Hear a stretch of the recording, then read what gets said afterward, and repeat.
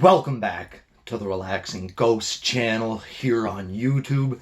Today we have our WrestleMania 36 review. This is going to be a night one recap and my overall thoughts. Honestly, this show was a whole lot better than I ever expected. I haven't been watching the Raws or SmackDowns or NXTs from the Performance Center. But I have seen some reviews and a few clips over the past couple of weeks. So, I didn't have high hopes for this show. And who knows, this is being recorded before night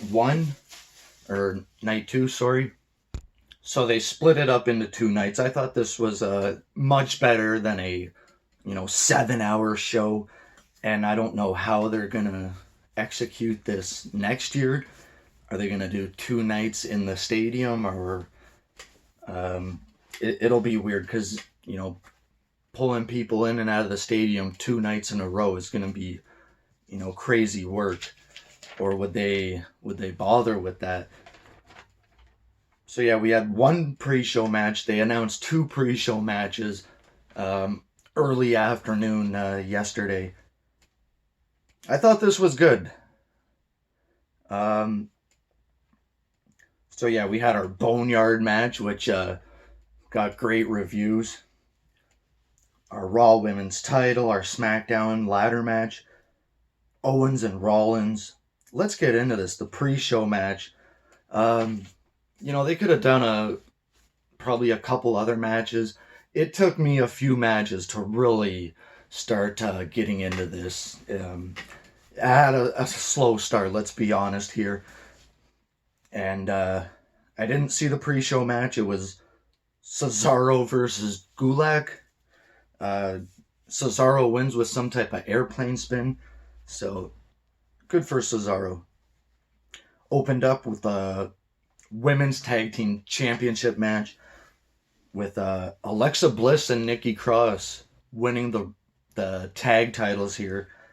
This seemed like a handicap match for the majority of it. I didn't see much of Alexa Bliss. She hit a twisted Bliss early on in the match to break up a pinfall, and then it seemed like she got thrown outside for the big part of the match, with Asuka and Kairi really getting some heat. And then eventually Alexa Bliss hits another twisted Bliss, and I think she pinned Kairi Sane for the win. And we got new women's tag champs. And they're reportedly filmed up to the Raw after WrestleMania. So if they take a little break, I don't know. This is the championships might just go on hold for, maybe a month or so, a few weeks. And it seems like Money in the Bank may be canceled as well. Second match was Elias versus King Corbin. Not the best match overall, but Elias does get the win here. Third match, Shayna versus Becky. I was actually really surprised to see this on third of the night. I really thought Shayna should have became the champion here. Maybe it'll be different in front of an audience, but they really built her up well with that Elimination Chamber win. And then Becky just gets a kind of Bret Hart pin on her to retain the title. Fourth match, it was from SmackDown now, Daniel Bryan versus Sami Zayn for the IC title. Pretty good match, back and forth quite a bit. You had Nakamura out there and someone else, I forget. Oh, maybe it was Cesaro. So he got two spots on WrestleMania this year. Yeah, good back and forth. Sami Zayn just kind of hits a haluva kick out of nowhere and retains the IC title. I I thought, most of the titles would have been retained just for, obvious reasons. Fifth match of the night was the ladder match for the SmackDown tag titles, but this was a, one guy from each team. I thought this was probably one of the better matches of the night. Just some sick spots here. Kofi took like a, straight on headshot at one point, but they're all pretty much up the ladder at one point. John Morrison retains, so it was Morrison, Kofi, and one of the Usos. I think it was maybe Jimmy. So I did expect a retain here. Sixth match of the night. This was where the show was really starting to pick up here. I was finally getting into it. Kevin Owens, Seth Rollins. Pretty good match overall. The staging area, it looked pretty bare, just a small couple of screens on the front, and they had a WrestleMania style ramp. They did have a huge logo, the thing that's probably usually up in the stadium. That was, where the crowd usually is, so we'll get into that in a second. These guys are going back and forth. Eventually, they end up outside the ring, and Seth Rollins just clocks KO with the ring bell, and he gets disqualified. So Kevin Owens is the winner, and Rollins is getting the hell out of here. Owens says, you're not getting away that easy, pal. This is now a no DQ match, so Rollins makes the match a no DQ, and or Owens makes the match a no DQ somehow. No context, really. I guess someone could have came out, authority figure. Guess they didn't have time for that, but whatever. We're seeing some great chair shots here, and they end up back outside the ring again.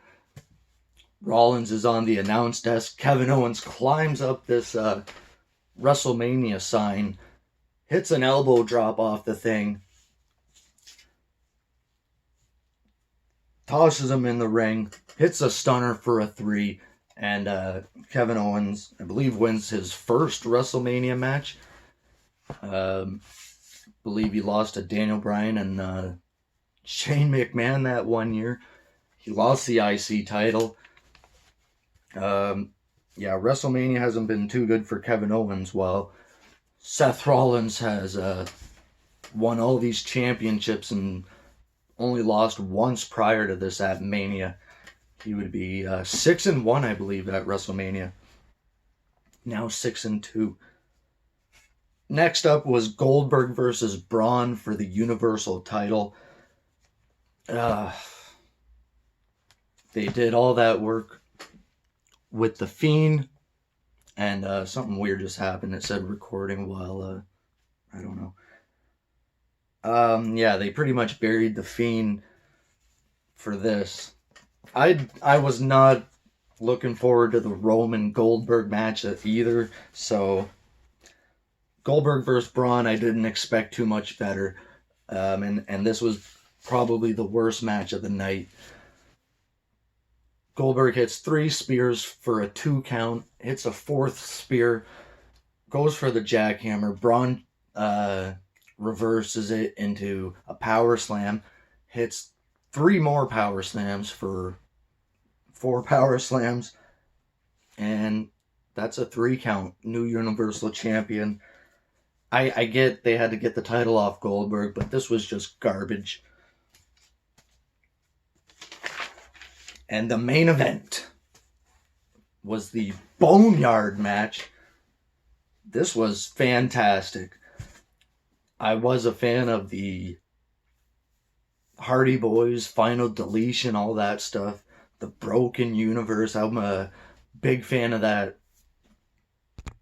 And I remember when they first started doing that, I'm not the guy that usually keeps up with TNA too much. And I heard some people talking about it on podcasts and whatnot. this broken Matt Hardy. I'm like, what is this thing? And then I got right into that final deletion, ultimate deletion, whatever it was. So they used like a cinematic kind of approach to this match. They were in a closed, disclosed location where WWE had built this garage and this grave site, and this was pretty cool. I guess it took 8 hours to shoot, from what I've heard, and it was, pretty costly to build. So pretty much a buried alive match. Really well executed. Undertaker rides in on the motorcycle to Metallica, and AJ Styles, he comes in first in a hearse, and the Druids pull out the casket, and AJ's in the casket, like, ha ha! So this thing quickly gets underway. Taker smashes a pipe through a window, and that was real blood there. He actually cut himself pretty good on that, and they decided to leave that in, from what I've read. They go back and forth, back and forth. He's got Taker in the thing at one point, and the Druids come out. Styles is on the tractor, that's what it is, and Undertaker just teleports behind Styles. They're going back and forth. They're trash talking each other, saying, Alan, where you going, Alan? He's chasing him to this garage now, and then the Druids come out. We see Gallows and Anderson. So Taker takes out the Druids, and they climb up this garage. Taker, brings out a wall of fire, takes out Gallows and Anderson, and choke slams them off this thing. And then they're quickly, going to the end here, where, he's like hugging him. He's like, all right, I'll let you go. And until finally, he turns around, big boot to Styles, and he just dumps that dirt on him to win the match. This was really cool. Taker's gear, he had like a kind of leather top with, similar to like the Survivor Series 96 gear, wearing the bandana on the motorbike. And Styles was like wearing jeans, so kind of like a parking lot brawl type buried alive match.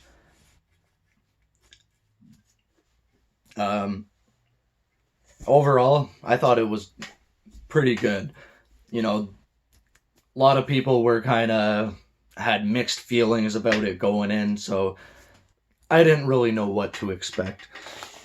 But I think this is probably better than if they just had a regular match in an empty performance center. So I think they did good with the opportunity they had, and hopefully they get a chance to have a match, at an event sometime soon. So that is a match I'm quite interested in. And I guess Kurt Angle said to Taker, you should check out AJ. That's one match I'd like to see. So thank Kurt Angle for talking to Undertaker and having him have a match with AJ. Overall, I think the overall thoughts on night one was a positive one. In the poll, we did about 76% thumbs up, so most of you enjoyed it out there.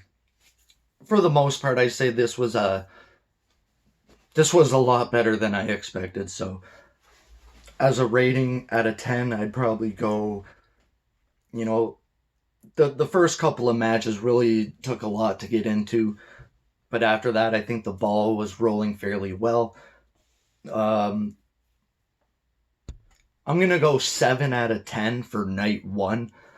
I think that's a fair score considering everything that they had to do. So let me know your thoughts down below, and your comments about the show. What would you rate it? Your favorite matches, your least favorite. And we'll see you later for night 2 review. We'll talk to you later, guys. Peace.